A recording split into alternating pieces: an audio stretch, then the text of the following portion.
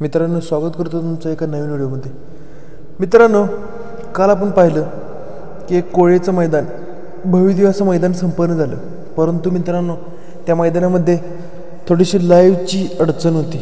लाईव्हचा थोडासा प्रॉब्लेम होता, त्यामुळे मैदान व्यवस्थित पाहता येत नव्हतं. परंतु मित्रांनो, सर्व सेमी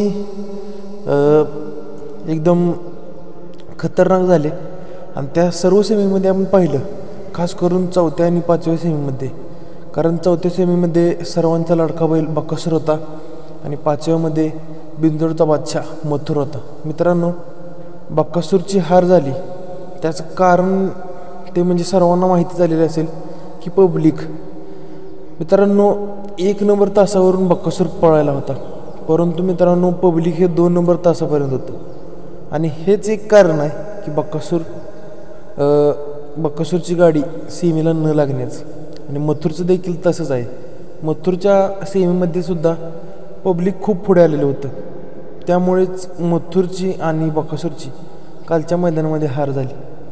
पण मित्रांनो, आता बकासूर हार झालेली आहे 2 मैदान सलग. पण तिसरं मैदान बकासूरची हार होणार नाही, कारण एक टॉपचं नियोजन बकासूरचं आपल्याला पाहायला मिळणार आहे. आणि तशाच प्रकारे आगामी नियोजन नक्की कोणत्या मैदानात आपल्याला कमबॅक दिसणार बकासूरचा, हे आपण या व्हिडिओच्या माध्यमातून जाणून घेणार आहोत. मित्रांनो, आता एक भव्य असं मैदान आहे, ज्या मैदानाला बऱ्याच वर्षाचा वारसा आहे. असं मैदान म्हणजे पांढरवाडी दिगंजी इटके रोड. मित्रांनो, हे मैदान जनताराजे केसरी ह्या नावाने भरवण्यात आलेलं आहे.